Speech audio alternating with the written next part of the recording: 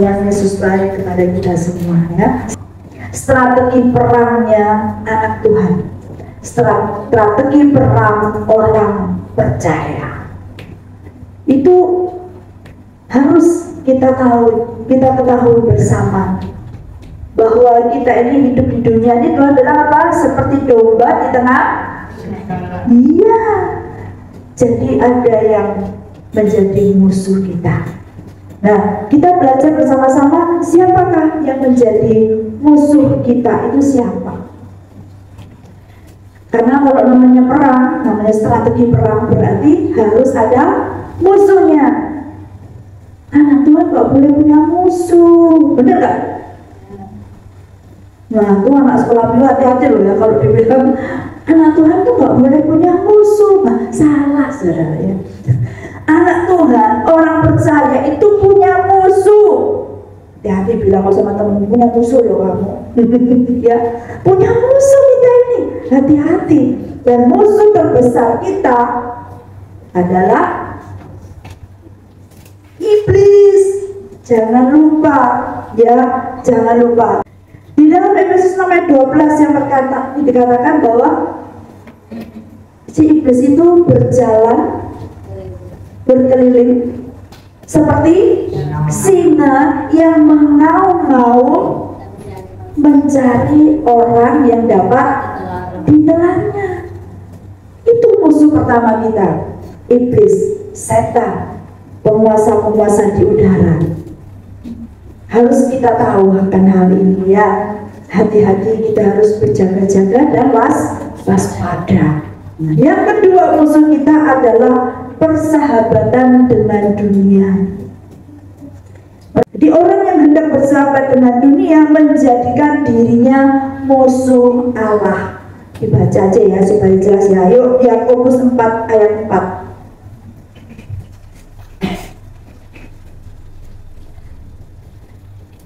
Yang pertama kali adalah iblis, setan, penguasa-penguasa di udara. Dia adalah musuh kita yang pertama dan terutama. Musuh, jangan deket-deket sama dia pokoknya. Hati-hati ya. Situ ada Yakobus 4 ayat 4. Bagaimana bunyi firman Tuhan? Kok nggak kelihatan?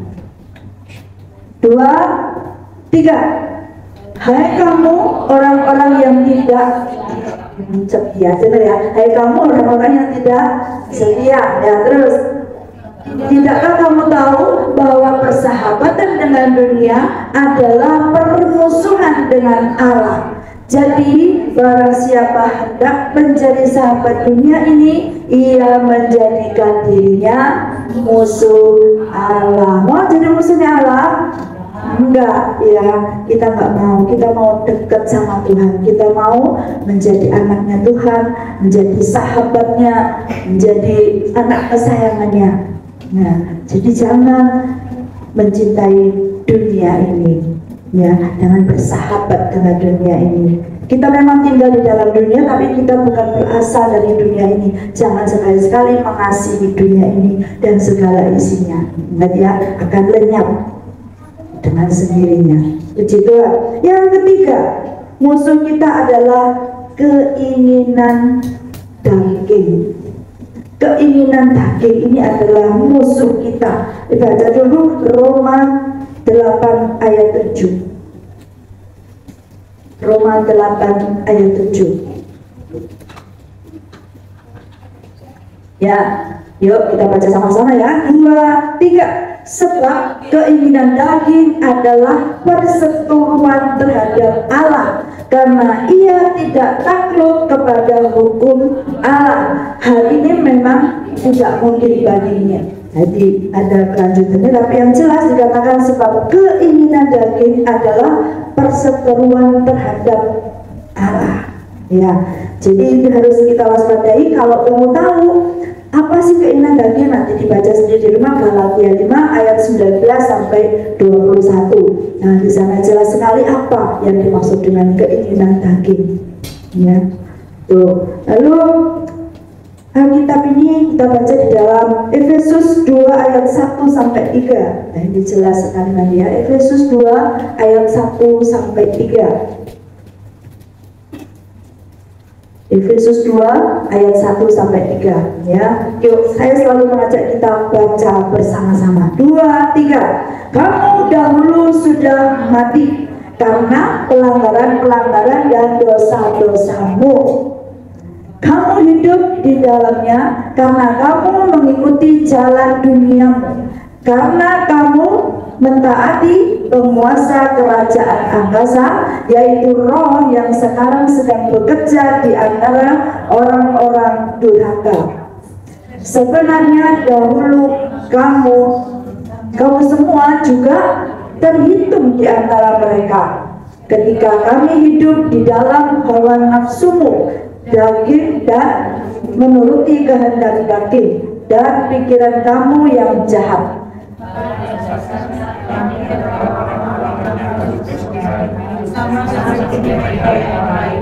Pada dasarnya seperti itu ya. Ya, saudara dikasih Tuhan, Tuhan Yesus itu memang luar biasa baik. Amin ya. Amin. Amin. Tuhan Yesus itu luar biasa baik. Nah, kalau kita sudah tahu musuh kita itu siapa, Tuhan pernah tinggal diam? Tak pernah. Tuhan selalu menolong kita untuk dapat melawan musuh kita. Hati-hati. Bukan berarti kata-kata seperti ini juga benar nih, karena terus pokoknya iblis itu tidak ganggu, pokoknya dia tidak ganggu kita, terus laben. Biar saja tidak usah kita melawan dia.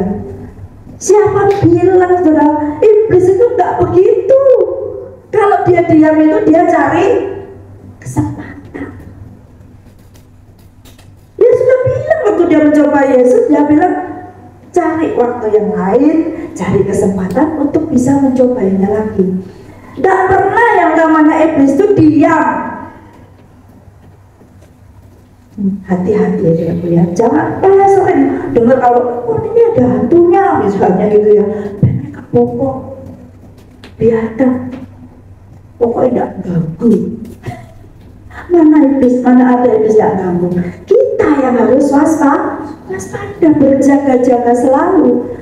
Iblis itu pekerjaannya gerogoti, saudara.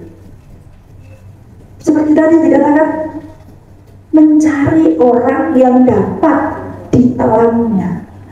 Mau ditelan iblis? Haleluya, jangan mau, saudaraku ya.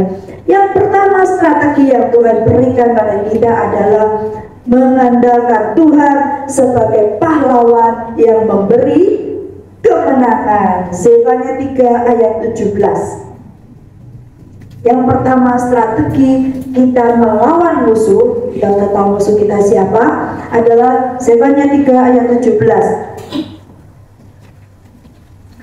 Yuk kita baca lagi, selalu kita baca bersama-sama. Zefanya 3 ayat 17. 2, 3. Tuhan Allahmu ada di antaramu sebagai pahlawan yang memberi kemenangan. Ia bergirang karena engkau dengan sukacita, ia membaharui engkau dalam kasih-Nya, ia bersorak-sorak karena engkau dengan sorak-sorai. Jadi Allah kita itu adalah Allah yang sebagai pahlawan yang memberi kemenangan.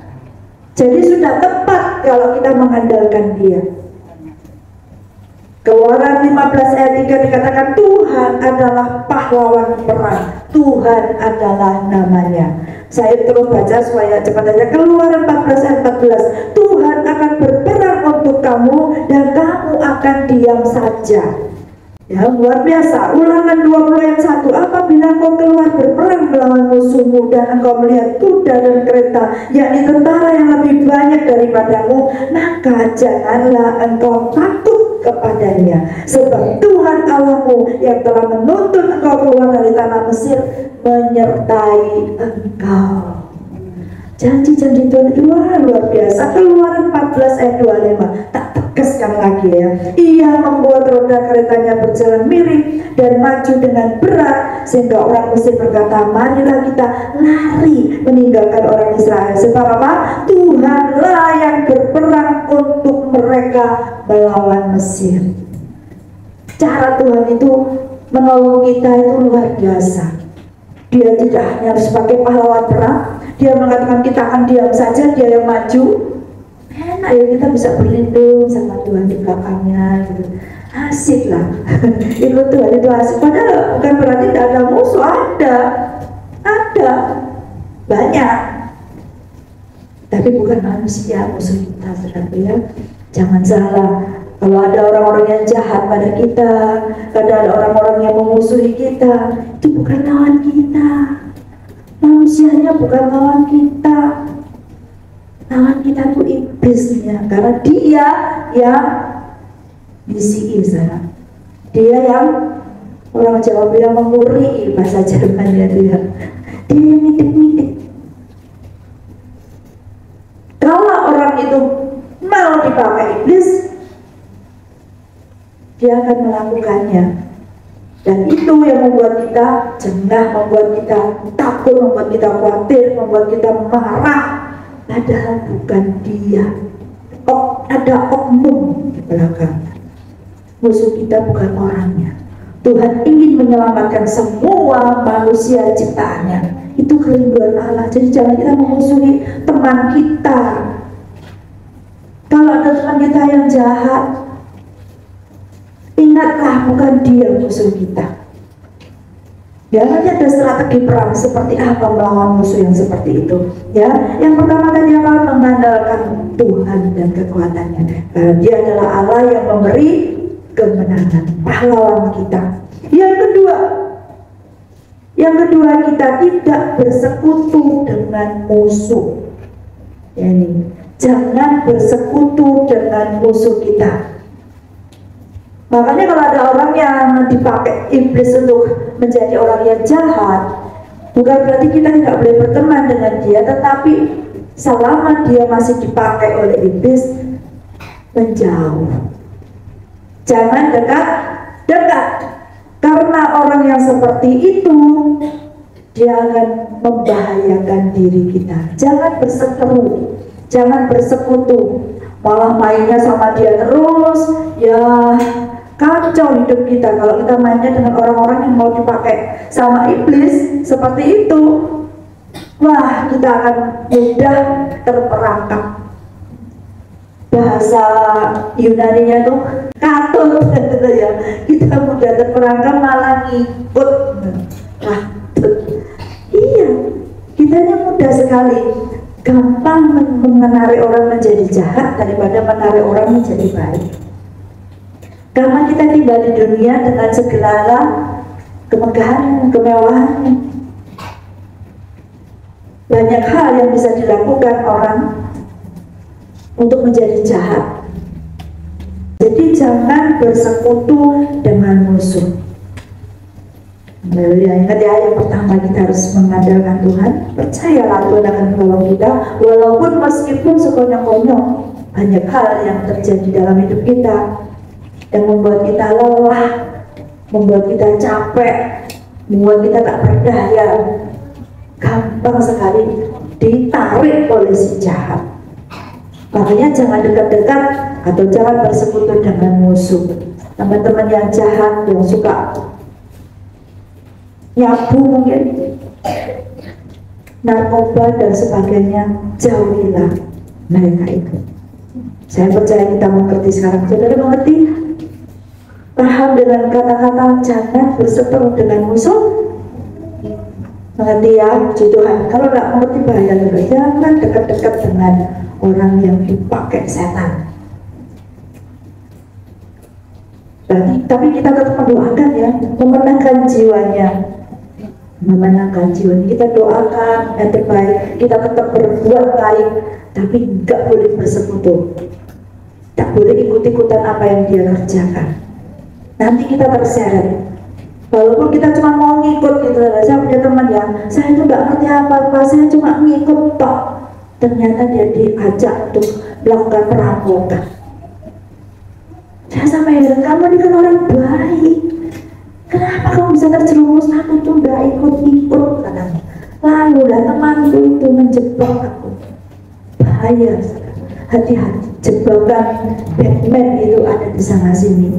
Makanya kita harus gaduh Gusti ya, hati-hati. Amin, puji Tuhan. Yang ketiga yang dikasih Tuhan, untuk kita anak-anaknya adalah cerdik seperti ular, tetapi tulus seperti merpati. Kalau iblis itu jelas bukan cerdik. Apa kalau iblis? Licik. Dia licik. Makanya Tuhan pun ngomong kalau kita dikatakan cerdik itu tidak berhenti sampai di situ. Tuhan tambahkan tetapi tulus seperti merpati. Beda banget, cerdik dengan licik itu beda. Kalau licik itu tujuannya jahat. Anak Tuhan memang tidak boleh licik tapi cerdik. Sesuatu yang diperhadapkan dengan kita diberi hikmat oleh Tuhan. Hikmat akal budi itu dipakai. Sesuatu yang kelihatannya baik belum tentu baik. Oleh karena itu kita harus tanya Tuhan, Tuhan benar nggak kalau aku ikut ini? Tuhan boleh nggak kalau aku seperti ini? Tuhan akan jawab, pasti Tuhan akan jawab. Entah itu lewat firman Tuhan, makanya sering baca. Makanya firman Tuhan itu jangan ditutup, ya. Terus kita baca firman Tuhan, Tuhan akan ingatkan kita. Oh iya ya. Mungkin lewat hamba Tuhan. Ngomong-ngomong itu enak kalau ngomong sama orang yang ngerti firman Tuhan. Jangan ngomong sama teman yang gak ngerti firman. Nanti jawabannya salah. Tanya tuh sama orang yang tahu, ya. Kalau tanya sama yang nggak tahu, ngawur jawabannya salah, bahaya tambahan buat kita, ya. Itu. Jadi kita harus cerdik. Pikirkan baik-baik sebelum melakukan segala sesuatu. Jangan sampai kita menyesal di kemudian hari. Nah, ini 3 hal ini yang diberi Tuhan untuk kita bisa bertahan. Bahkan kita bisa menyerang musuh. Gini loh, kalau namanya anak Tuhan yang pintar, yang cerdas gitu ya, kita itu kalau berperang itu harus pakai hikmat. Kadang-kadang harus mundur dulu, ya. Seperti apa tuh? Ketapel itu ya.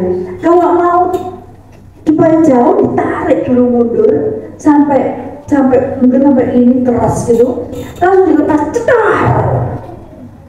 Jadi kelihatannya itu kita tidak melakukan apa-apa, tetapi kita sedang berperang, kita sedang berdoa. Ayo diurak-urak, ayo sek. Tahu? Iblis juga seperti itu, dan sama. Dia juga mulu waktu, dia juga cari kesempatan. Sama seperti itu, tapi dia licik. Tujuannya jahat. Menghadapi seperti itu kita harus cerdik, pandai mengatur waktu kita, pandai mengatur kesempatan kita, pandai mengatur segala sesuatunya dengan baik. Pandang lebar-lebar, jauh ke atas. Tuhan, Engkaulah kekuatanku. Aku lemah Tuhan, dalam keadaan mundur. Tubuh kita ini lemah. Waktu kita ditahan mundur, kita lemah memang. Tetapi saat kelemahan, ingat, makanya kalau kita ingat firman Tuhan, kita akan tetap bertahan dan bersemangat. Lalu saat kita lemah, Tuhan bilang, di dalam kelemahanlah kuasaku menjadi sempurna. Maka kita akan bersemangat.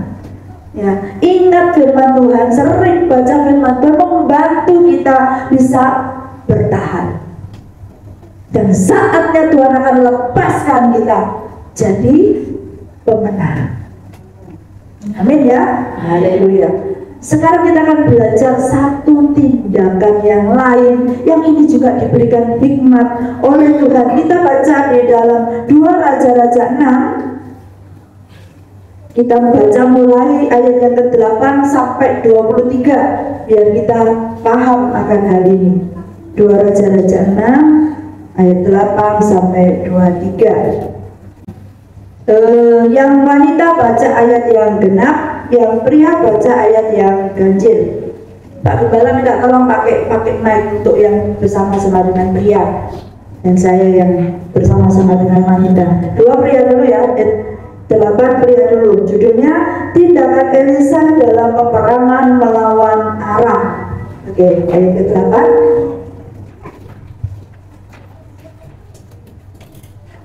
Dua Raja 6. Balangan yang pria bersama Pak Gembala, yang wanita bersama dengan saya.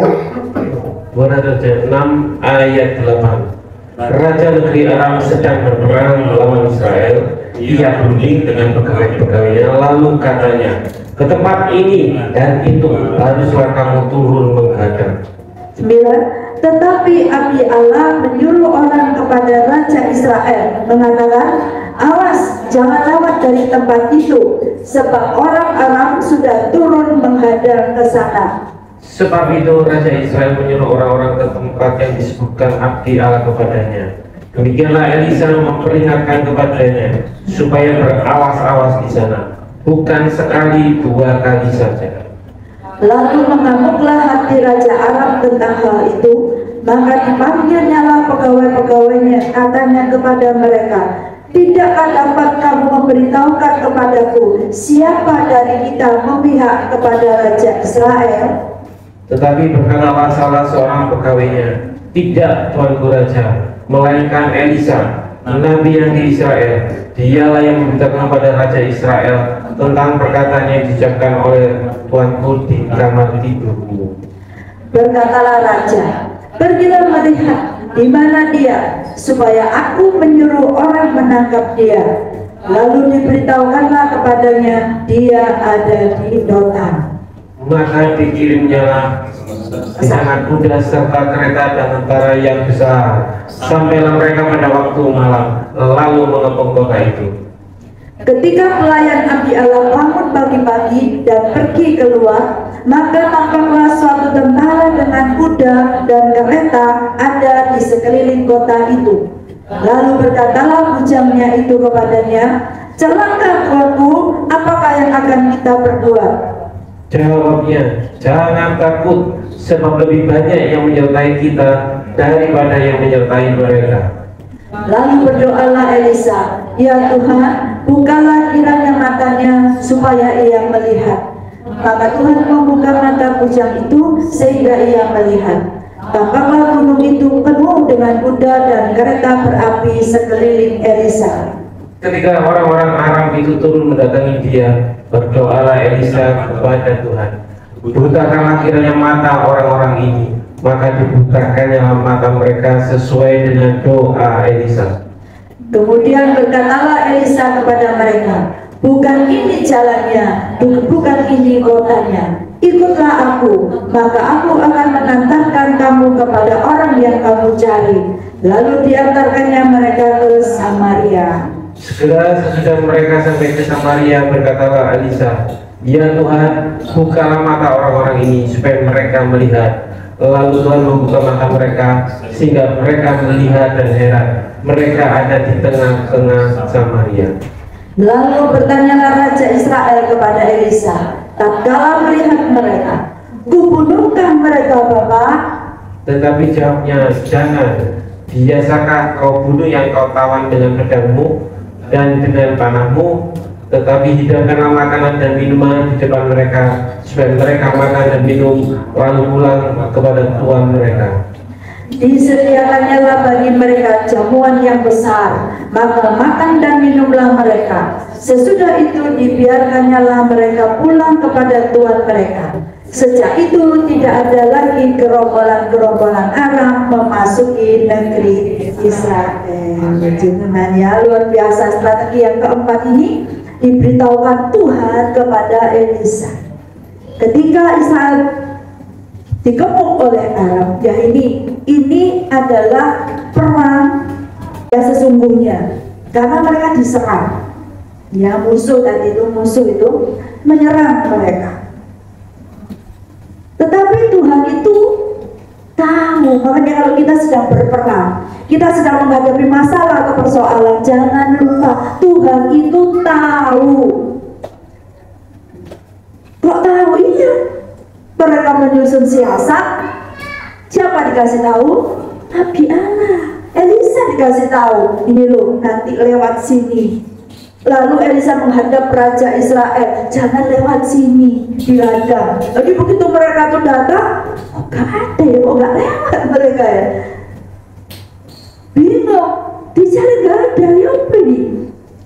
mereka menyusun siasat lagi. Mereka sendiri menyusun siasat lagi. Berkali-kali, setiap kali itu pula Elisa diberitahu oleh Tuhan, jangan lewat sini. Dihadang sama mereka. Begitu mereka ke sana, gak ada lagi. Akhirnya karena berulang kali seperti itu, marahlah rajanya. Dia bilang sama anak buahnya, siapa ini kalian ini? Apa itu namanya? Yang apa? Mata-mata. Jadi mata-mata musuh ini kalian ini. Mereka semua ketakutan. Enggak, ada satu bilang enggak Tuhan. Tetapi itu Elisa, abdi Allah itu, dia yang mendengar dari tempat tidur maupun dia ngomong apa dia tahu. Marah rajanya ini, langsung dia menyuruh menyerang dan menangkap Elisa. Saudara yang dikasih oleh Tuhan, ketika terjadi hal yang seperti itu, ya, Elisa dalam peperangan melawan Aram ini, mari kita fokus pada tindakannya Elisa. Elisa menunjukkan kepada kita bahwa tindakan kasih itu memiliki kekuatan yang luar biasa. Ketika dia mau ditangkap dengan bantuan Tuhan, Elisa akhirnya kan berhasil menggiring pasukan tersebut ke tengah-tengah Samaria. Dibawalah ke tengah-tengah Samaria oleh Elisa, tapi disuruh butakan matanya. Tuhan butakan, karena kalau tadi kan kalau sebelumnya kan bujangnya Elisa itu yang disumbukaan menjelikan matanya karena lebih banyak yang menyertai engkau daripada yang menyertai musuh kan gitu. Tapi kali ini untuk tentara-tentara alam ini Tuhan butakan matanya. Dibawalah ke Samaria, di tengah-tengah Samaria, di tengah-tengah musuh, mereka itu dalam keadaan buta dan lintan-lintan. Nanti tak carikan, ya, sama Elisa ada beritahu, nanti aku kasih tahu. Nah, begitu sampai sudah di sana, raja itu bertanya, akan kami bunuhkah mereka ini? Karena kan musuh sudah ada di tangan mereka nih sekarang. Raja Israel bertanya pada Elisa, dibunuh nggak ini? Enak ya boh. Mau sudah di tangan kita yang mau dibunuh. Nabi Elisa juga mau dibunuh. Sekarang mereka di sini, kita bunuh saja ya. Apa jawabnya Elisa? Kita tahu tadi jawabannya Elisa adalah jangan. Malah dia bilang, biasakah kau bunuh orang yang kau tawan dengan pedangmu dan dengan panahmu? Tetapi apa? Kita kan sudah baca, tetapi apa? Disuruh apa? Hidangkanlah makanan dan minuman di depan mereka, supaya mereka makan dan minum lalu pulang kepada Tuhan mereka.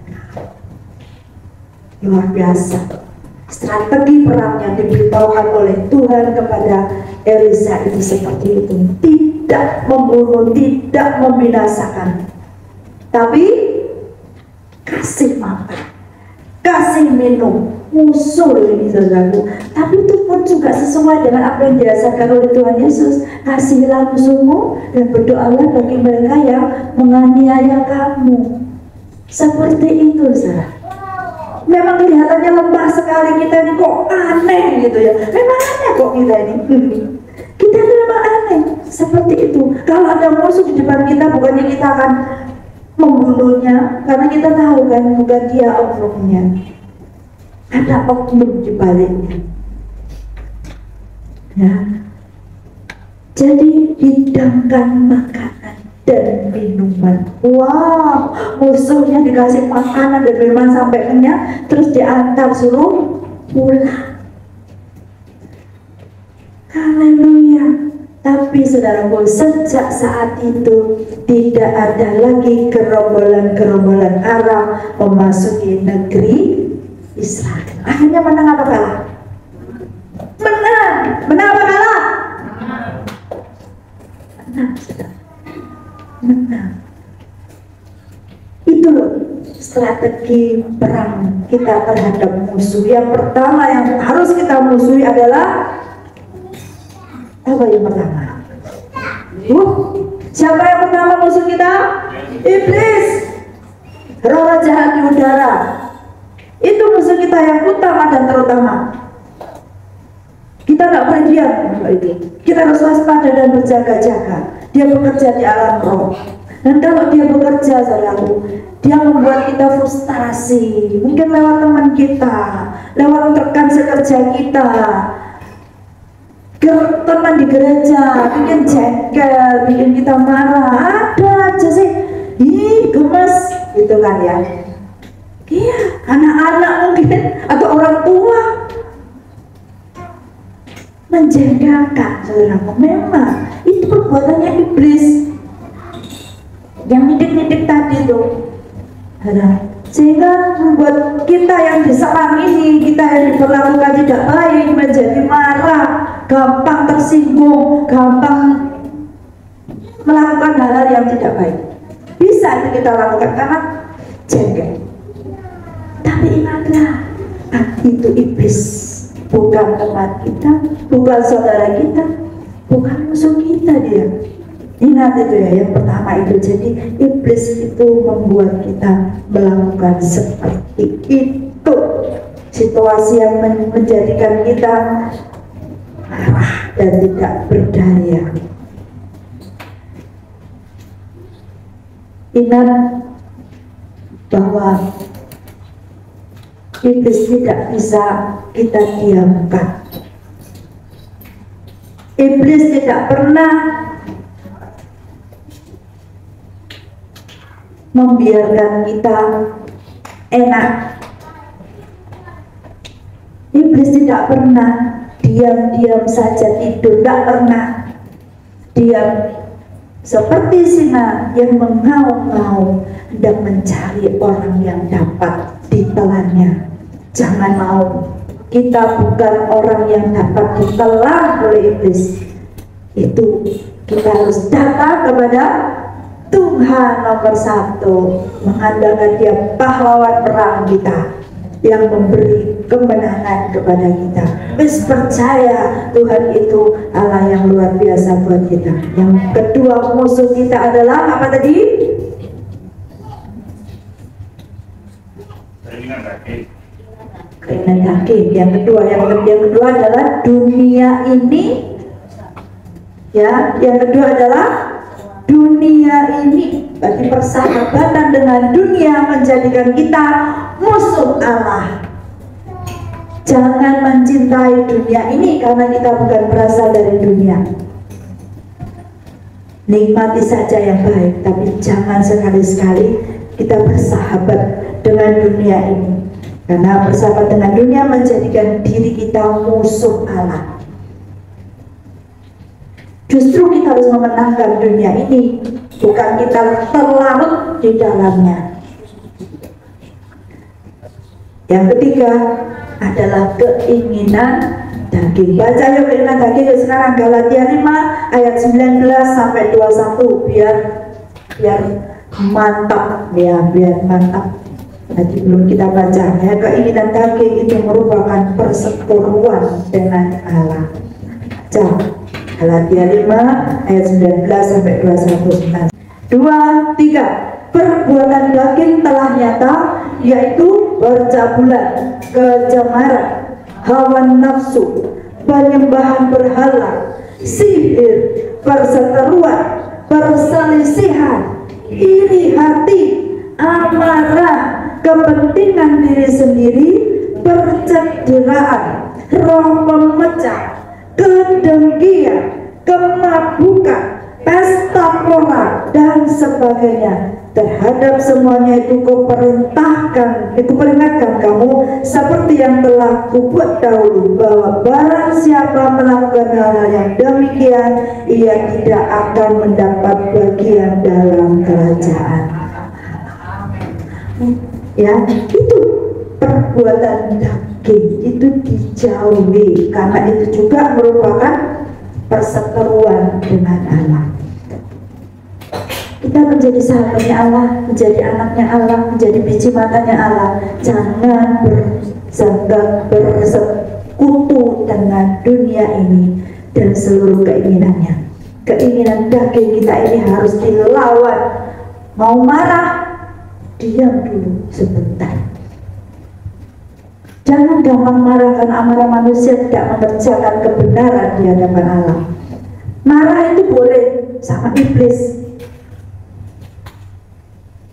Jangan lemah kalau sama iblis. Jangan beri kesempatan pada iblis. Kalau lagi males gitu, lawan musuh kita. Lawan iblis dengan iman yang teguh. Kalau kadang-kadang kita ditarik mundur oleh Allah, diamlah sejenak, berdoa, menyembah Tuhan, memuji Tuhan. Itu kekuatan kita. Kalau dalam pujian itu Allah bertata. Iblis paling takut kalau kita memuji dan menyembah Tuhan. Kalau firman ini dia ada. Kenapa? Ngidik-ngidik supaya kita tidak dengar firman, supaya kita terima itu separuh-separuh, supaya cepat lupa. Itu ada kita di sini. Hati-hati, makanya kita diingatkan Tuhan, waspada dan berjaga-jagalah. Tapi kalau kita sedang memuji Dia, kita sedang menyembah Dia, Dia nggak berani. Makanya tim PAW, pemimpin pujian, singer, semua pemain musik, ingatlah kekuatan ada di tangan. Kekuatan Allah. Bersyukurlah kalau dipakai Tuhan untuk menjadi alatnya, membawa jemaat, membawa semua kita memuji Tuhan, membuat kita semuanya bersekutu dengan Tuhan, membuat kita bisa datang dengan penuh sukacita. Kekuatan terbesar kita di situ. Dalam saat melemah, waktu saya sakit, saya ingat sekali Bapak Kepala selalu ingatkan, pujilah Tuhan, pujilah Tuhan. Dan benar, karena memang itu, kadang-kadang masih sakit, suruh puji Tuhan. Paksa diri kita dalam keadaan kita lama, dalam keadaan kita tak bertenaga, banyak masalah, persoalan. Pujilah Tuhan, sembah Dia, kekuatan akan datang untuk kita. Lawan musuh kita iblis dengan iman yang teguh. Ya, keinginan daging ini harus dimatikan. Kok bisa ya, saya itu sudah ikut Tuhan, sudah melayani Tuhan, tapi kok saya masih ada keinginan untuk ini itu.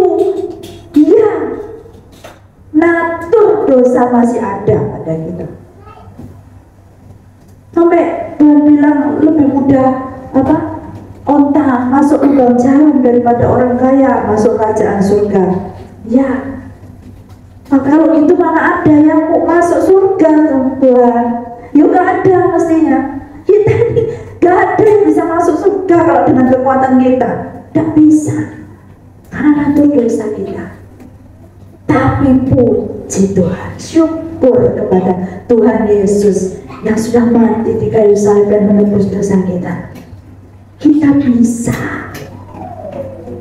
Ayo teman, kita bisa masuk surga. Coba temannya katakan, kita bisa masuk surga. Berjaga-jaga, ya, kita bisa karena Tuhan Yesus, gak ada yang lain. Sekali Yesus, selamanya Yesus, harapanku tak akan hilang. Haleluya, karena kasih-Nya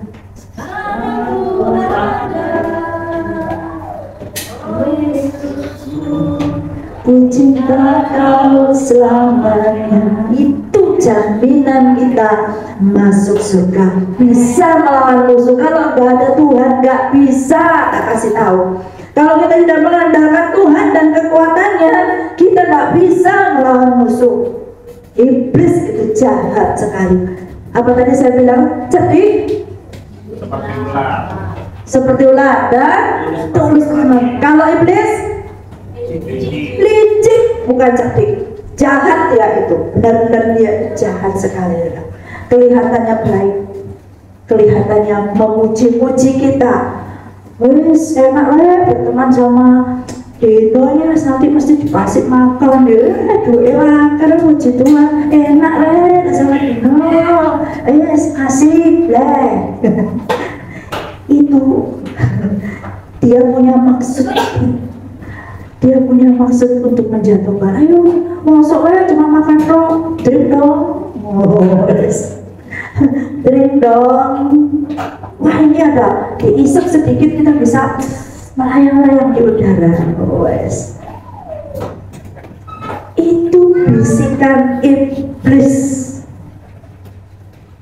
Kalau seperti itu, meskipun Petrus itu harus ngomong, aku ditanya siapakah aku, kau adalah Mesias, anak Allah yang hidup. Tapi setelah itu ketika Yesus mengatakan dia akan mati, dia akan disalib, dia akan menebus dosa manusia ini. Katanya Petrus, sekali-sekali tidak akan. Katanya Petrus, ya kan? Oh, kelihatannya baik ya? Oh, nggak akan, Tuhan, aku akan menjagamu. Petrus kayak gitu, saudaraku. Ya. Tapi Tuhan tidak segan-segan karena dia tahu ini iblis yang mengatakannya. Enyalah engkau iblis. Hatinya Petrus yang dipuji-puji, kau Tuhan yang mengatakannya kepadamu. Dipuji-puji. Tidak lama setelah itu, makanya ngeri saudara, kalau kita tahu keberadaan kita itu kita itu sangat ngeri. Di saat kita bisa memuji Tuhan, nanti di rumah siapa yang tahu, di tempat kerja siapa yang tahu? Nggak ada yang tahu, tapi Tuhan tahu. Tapi bersyukurlah kalau kita dihardik, kita ditegur dan diajar oleh firman Tuhan, itu karena Tuhan mengasihi kita. Jangan bodoh. Kalau diingatkan, ditegur oleh firman Tuhan, firman Tuhan gaya aku tuh, males wes. Jangan. Kita harus bersyukur karena itu berarti Tuhan pedulikan kita. Berarti Tuhan mengasihi kita. Berarti Tuhan masih mau bersahabat dengan kita. Berarti Tuhan masih mau menjadikan kita anak-anaknya. Berarti disediakannya tempat nama kita tetap tercatat di dalam buku kehidupan anak domba. Iblis nomor 1. Yang kedua tadi apa? Keinginan dunia, bersahabat dengan dunia. Yang ketiga, keinginan daging. Itu adalah musuh kita. Terus caranya yang pertama, kita adalah datang pada Tuhan, mengandalkan dia sebagai pahlawan perang yang memberi kita kemenangan. Tadi kita sudah baca apa ayatnya yang banyak, janji-janji ya Tuhan terhadap kita. Dia begitu melindungi kita, meskipun kita sakit, meskipun kita sedang lemah, tapi dia ada untuk kita. Penyertaan Tuhan itu yang terutama. Seperti saya ulang-ulang, tunggulah endingnya. Ya, jangan melihat keadaan sekarang. Endingnya adalah kemenangan buat kita, untuk umat-umatnya yang dilindunginya luar biasa. Ya, puji Tuhan. Yang pertama mengandalkan Tuhan. Yang kedua adalah strategi yang diberikan Tuhan apa? Yang kedua apa? Tidak bersekutu dengan musuh. Musuh kalau kita iblis, jangan beri kesempatan. Lawan dia dengan iman yang teguh, kalaupun dia licik dan sebagainya. Dan kita harus cerdik seperti ular dan tulus seperti merpati. Tidak licik seperti iblis, tetapi kita harus cerdik. Ya, cerdik. Tapi pokoknya kita harus paham cerdik itu seperti apa. Ya, dalam keadaan juga tanya Tuhan, ya apa ya Tuhan? Gimana Tuhan ini? Diam dulu, jangan langsung membabi buta, ya kan? Jangan langsung bergerak semau kita. Pokoknya caranya kita sendiri kalah, kita akan kalah. Kita harus cerdik, apa nih Tuhan? Kelihatannya silent, ya tenang, gitu. Tapi ketika kesempatan tiba Tuhan, gimana? 7 kali mengitari tembok Yeriko. Kelihatannya pikirnya orang, ngapain orang Israel itu aneh nyanyi-nyanyi melilingi tembok Yeriko. Hari yang ke-7 hancur temboknya. Ada waktunya Tuhan, jangan gegabah, tunggu waktunya Tuhan. itu yang terbaik. Ada saatnya. Kalau kita bilang ada musuh atau kita disakiti, kita jangan membalas. Aduh gak enak, kita disakiti gak boleh membalas. Kenapa? Karena pembalasan itu adalah haknya Tuhan. Jadi jangan kita membalas. Pembalasan adalah haknya Tuhan. Tindakan cerdik yang lain yang kita baca tadi mengenai Elisa. Jangan melawan musuh, jangan membuat dia jangan langsung ada kesempatan kita bunuh, kita cegat, kapok kon, wayahe gitu ya. Kapok mau kapan? Gak begitu, karena Tuhan tetap menginginkan umatnya diselamatkan. Dia menciptakan manusia, ditempatkan di surga yang mulia, hidup bersama-sama dengan Dia. Sebab itu Yesus datang ke dunia untuk menyelamatkan kita. Kita yang sudah selamat punya kewajiban pergi beritakanlah. Beritakanlah sudah selamat, bukan membinasakan. Terus gak usah melok ke gereja, kamu gak usah ikut-ikut. Aku aja gak suka Tuhan inginnya kita merangkul semua. Musuh itu harus dirangkul. Bukan hak kita untuk membinasakan dia, bukan hak kita untuk menjerak-jerakan dia, menyaduk, bukan menyingkirkan dia, tidak. Strategi perangnya Elisa, beri mereka. Tapi tetap tanya Tuhan, ya jangan ngawur aku ya. Tanya Tuhan dulu gimana ya Tuhan. Tuhan akan berikan strateginya untuk kita. Diam dulu nah. Kalau diam jangan bergerak, kok Tuhan diam aja ya. Belum. Tugas kita hanya berdoa. Doakan musuh kita, doakan saudara-saudara kita, doakan semuanya. Bawa pada Tuhan dengan pujian dan penyembahan, dengan sorak-sorai. Saatnya akan tiba. Tuhan bilang jalan. Ya, ingatnya saudaraku dan kasih Tuhan, itu yang saya sampaikan berulang kali kepada kita, untuk kita memiliki strategi perang melawan musuh kita. Adakah musuh kita di sini? Teman-teman kita? Gak ada. Kita ini saudara semua di dalam Tuhan. Ya, dengan semua orang yang kita hadapi, kita semua adalah teman kita. Dia bukan musuh kita. Musuh kita adalah iblis, dunia dan segala keinginannya dan keinginannya. Amin. Amin. Saya mudah membayar musik untuk tampil ke depan. Haleluya. Oh haleluya. Kalau kita sudah mengerti tentang firman Tuhan, ngerti maksud dan rencananya Tuhan, akan membuat kita bersemangat melayani Dia, membuat kita bersemangat mengikut Tuhan. Tidak ada yang tidak bisa kita lakukan bersama dengan Yesus. Karena itu cintai Dia dengan sungguh-sungguh yang saya inginkan. Dimanapun kita berada, jangan malas berdoa, jangan malas dengar firman Tuhan, jangan malas beribadah, jangan malas untuk membaca kebenaran firman Tuhan. Ya, Tuhan Yesus baik, sungguh baik, rahmat Tuhan.